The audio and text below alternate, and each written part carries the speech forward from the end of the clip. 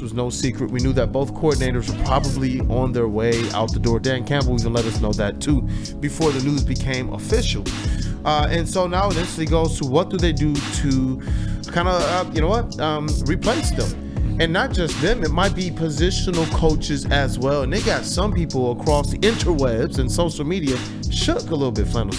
Yeah, I mean, I think the reason why people are shook, and this is where I'm not going to blame fans for how they react, because when I say what I'm about to say, it is going to be sobering, and I alluded to it yesterday. But I'm not trying to be, but it doesn't mean that they can't. It's just that we recognize that this coaching staff was a Super Bowl level coaching staff and they didn't get it done, and now they're being gutted. Last year, we saw them lose in the NFC Championship game at San Francisco, but as the offseason unfolded, at the beginning of it, even just going into the full offseason, we knew that we were going to retain Ben Johnson and we were going to retain Aaron Glenn. And their coordinators were the best coordinator combination in the NFL this year, in my opinion, at least. And they had a big role in the Lions doing what they did, which was go 15-2 while having the number 1 scoring offense and the number 7 scoring defense while the defense was decimated by injury. That's a lot to replace. Does that mean that I think that they can't? Absolutely not. Because I think the most popular names that we think about are Tanner Engstrand on offense and potentially Robert Saleh on defense. I personally would be cool with that. I think that would give Lions fans a lot more hope moving forward. And I also think that the Lions have enough good players that are impervious to coordinators, if that makes sense, that they're going to be good no matter what. Did Ben Johnson help the offense? Absolutely he did. Did Aaron Glenn help the defense? Absolutely he did. But I think that guys like Amon-Ra St. Brown, Jahmyr Gibbs, Aiden Hutchinson, Brian Branch, etc., are going to be good with whoever their coordinator is. Obviously, they can't hire guys who end up being scrubs. Obviously, the odds of them getting a Ben Johnson and Aaron Glenn type of guy right away, like a year 3 or a year 4 Aaron Glenn and a year 3 Ben Johnson right away are in their first years are not high. But it's just all about who they replace. And I think Tanner Engstrand and Robert Saleh are names that Lions fans are comfortable with. Yeah, definitely. And Robert Saleh is a name that at one point in time Lions fans wanted to hear as a head coach. Yeah. Once when just before Dan Campbell got the job. And so to see someone like that, obviously the roots here in Dearborn, Michigan, and understands when you talk about that identity, who can you go out there right now that right now has that identity that matches with Detroit? It's going to be a guy who lived here in Metro Detroit, a guy who understands what it meant prior. Yeah. I love the fact that Dan Campbell, even if fans sometimes want to say, leave the past in the past, Dan Campbell was one of those guys who continued to go back and talk about those narratives. It's what even pushed him to say, you know what, I want those black jerseys here.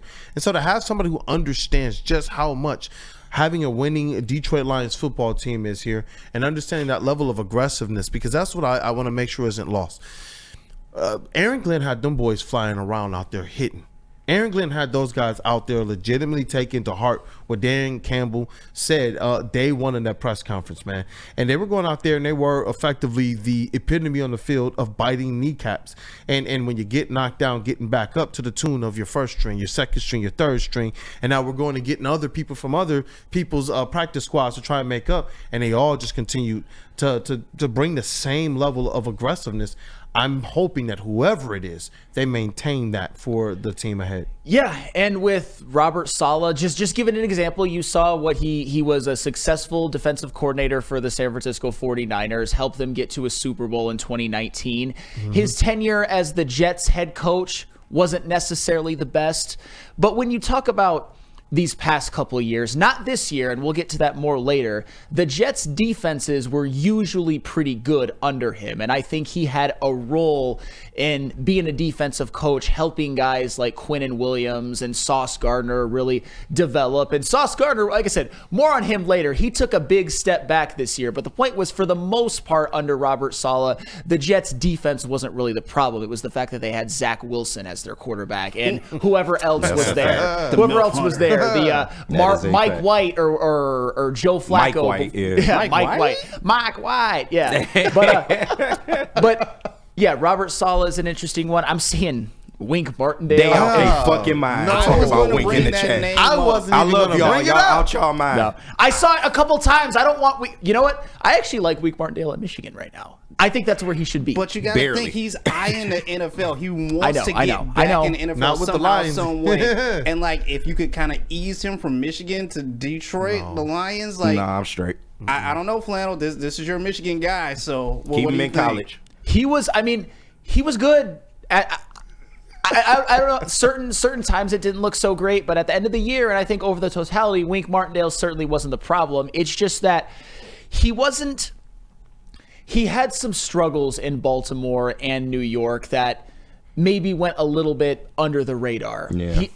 I would prefer Robert Saleh or whoever. We don't even know. I'm bringing up Tanner Engstrand and Robert Saleh like they're already hired here. It's just that the point I'm trying to make with that is that you can't just dismiss this as, oh, no matter who coordinator they're going to hire, everything's going to be fine. I think that in terms of them making the playoffs, in terms of them still having a great roster, they can pretty much hire whoever and it'll be fine. But in terms of them remaining the NFC North Divisional champs, in terms of them being in that Super Bowl window still, it is important who they hire because good coordinators was one of a huge reason why the Lions were so good next year. And you can't just dismiss that as nothing. I look at a Tanner Engstrand and a Robert Saleh as like, okay, I'm cool with that going into the offseason. That's why I bring them up. I like that. When you talk about kind of, I wanted to be able to revisit what KG was talking about, being easier to replace an Aaron Glenn than a Ben Johnson.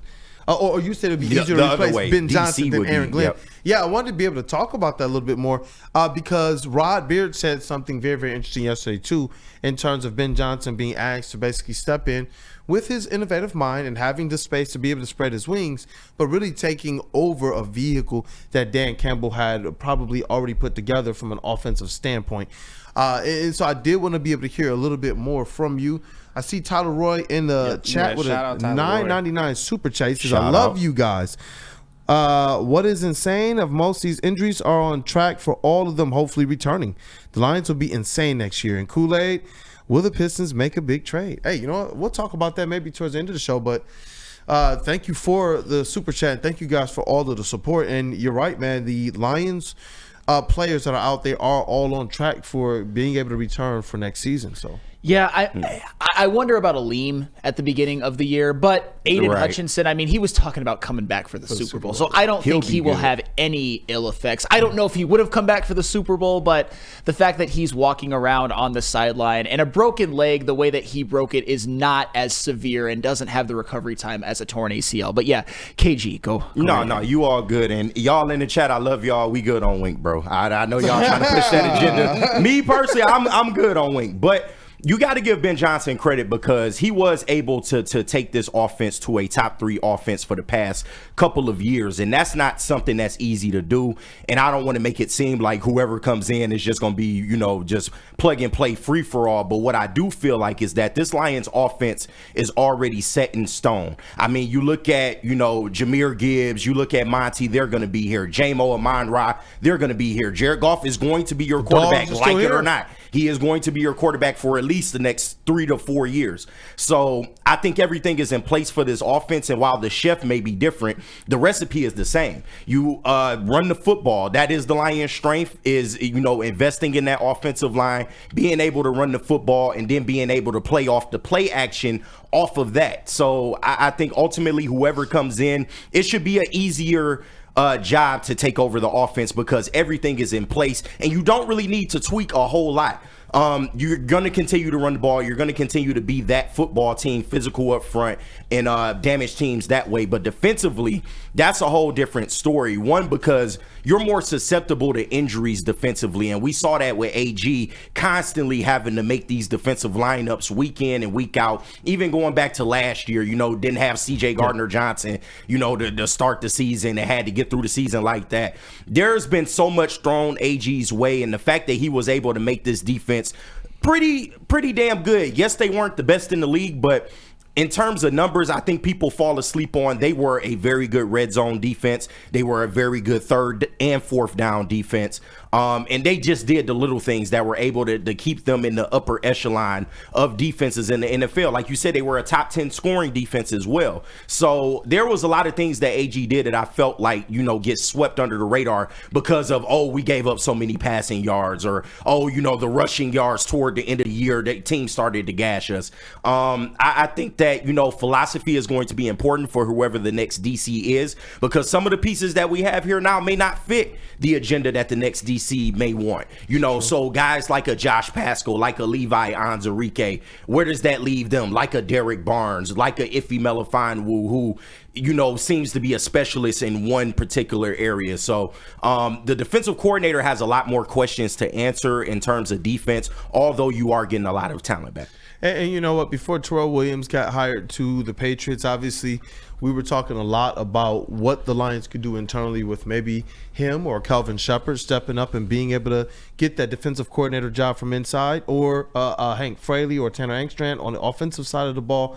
Just where's your comfort level right now? Because what I'm guessing, I know you put kind of your scenario out there. Is yours more or less the same? Internal for offense, external for defense? Or do you believe a guy like Calvin Shepard would be able to step up and hold down the defensive coordinator spot? Because we saw the report. Schefter and others reported that he is in line for a DC job, that's how he's kind of viewed in the NFL. Well, for one thing, Dan Campbell, they knew a couple years back that this was going to be a possibility. Mm-hmm. So at the very least, I think they at least have an idea of the type of person that they want.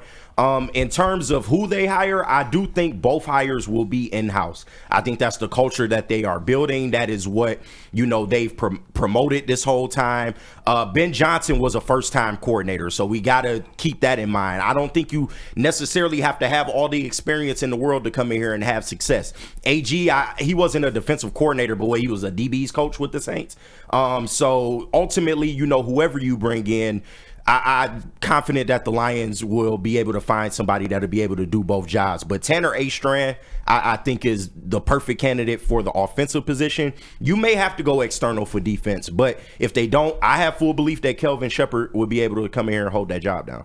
Dope. What up, though, JB? No, not to throw us off track a little bit, because I know we're talking about DC candidates, but Stick did bring up a good point in the chat. He was like, can we talk about how the players congratulated AG on socials, but they didn't say anything about Ben Johnson congratulating him? I know the Lions congratulated him on their page, but not really any of the players.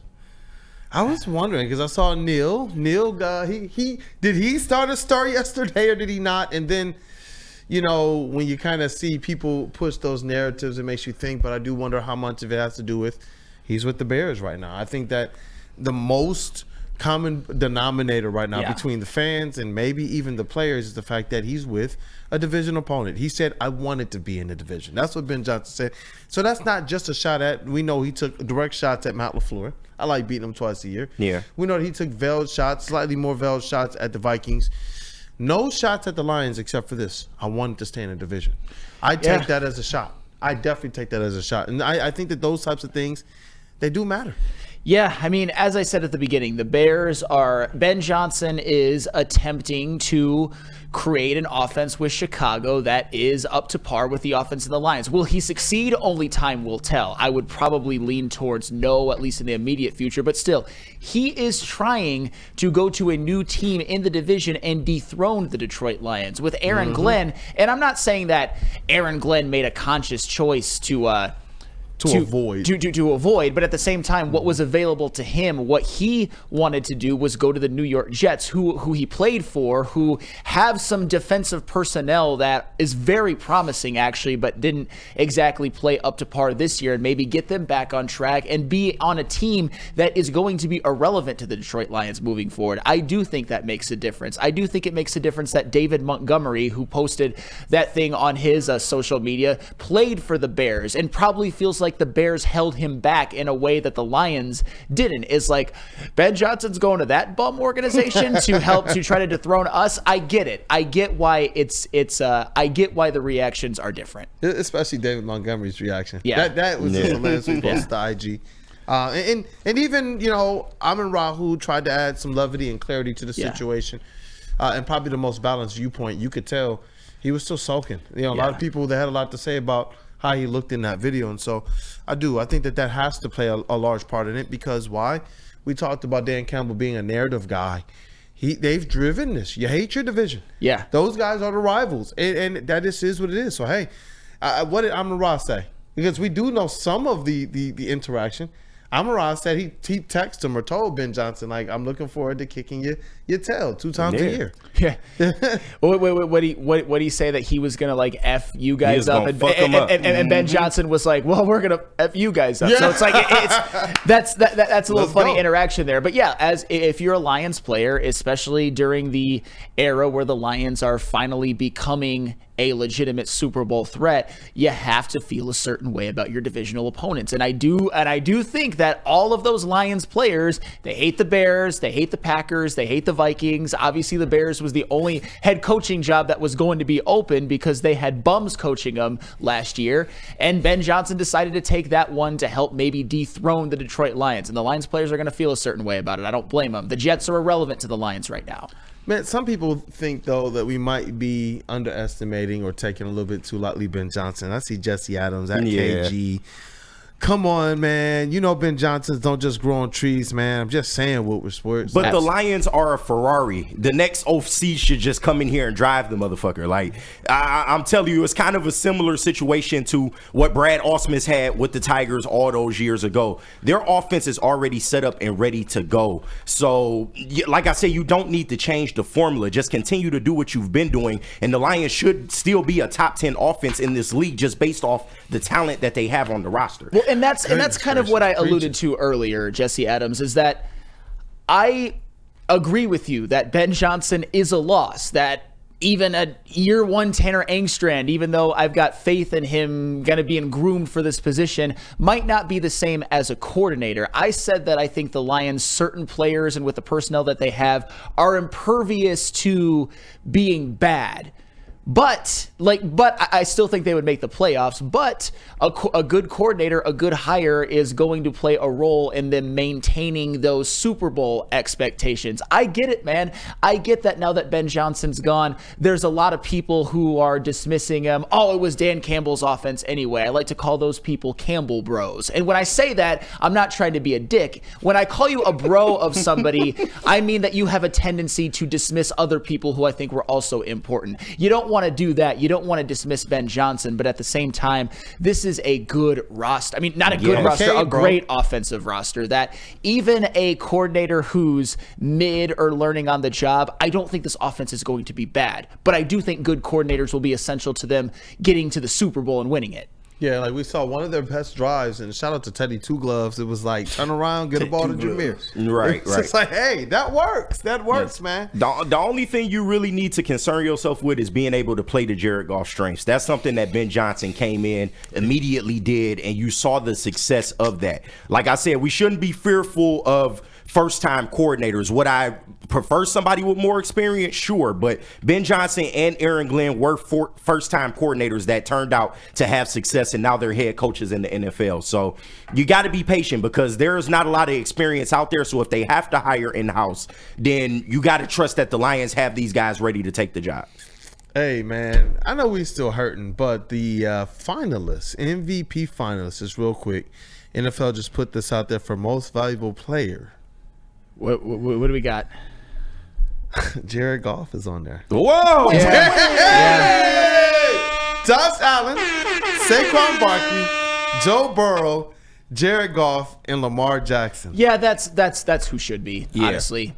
You could argue that Joe Burrow shouldn't, but I'm not going to do that because I don't think it was his fault what happened, and you can't dismiss what he did. But yeah, Jared Goff, and that's one of the reasons why, and I hate to bring this up, why what happened in the divisional round was so disappointing. Because you expect more of somebody who was at worst a top 5 MVP candidate, and I think a top 3 MVP candidate. You expect him to play better in the playoffs, and he didn't. But both things can be true. He choked in the playoffs, but he has an MVP case for the regular season. Both things can be true. And listen, Stick, don't kill me. Jared Goff ain't gonna win it. But the fact that he's being recognized as an MVP finalist, I think, you got to tip the cap to that. Absolutely. That's what it is. Really. It's just like, look, the season he had, and you know what?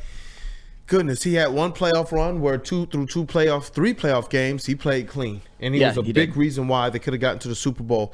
And this year, they just, Dan Miller said they just picked a bad day to play their worst game. Oh, we got some more news actually as well too. Some more of those honors are coming out. Some more of those honors are coming out. Coach of the Year, our man Dan Campbell is on the list as well too. Yeah. Kevin O'Connell, Sean Payton, Dan Quinn, and Andy Reid. Man, Yeah. some Dan Campbell That's coaching tree type stuff. Sean that- Payton, too. That's about who I think should be on it. I think you could maybe make a case for Jim Harbaugh, but at the same time, like, I'm not going to feel bad for because of what happened in the playoffs. But you could also say the same. It's a regular season award. I was going to say, Wink, though, wink. and this is maybe where I'm going to say something that's unpopular.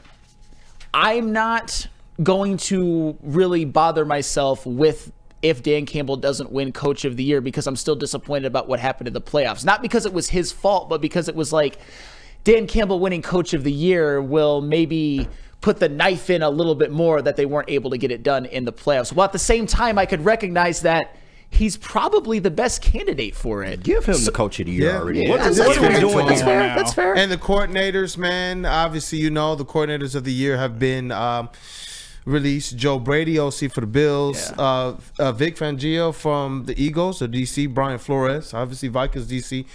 Aaron Glenn, DC of the Lions previously. Yep. Now the head coach of the Jets, and Ben Johnson, the head coach of the Bears, previously the Lions OC. That sounds about right. So they're going to get some potential. They're going to get some attention here. Obviously, you wish that it was while they were still playing. Yeah. But with what they have here, they still got a lot of Lions, man. They got a lot of dogs.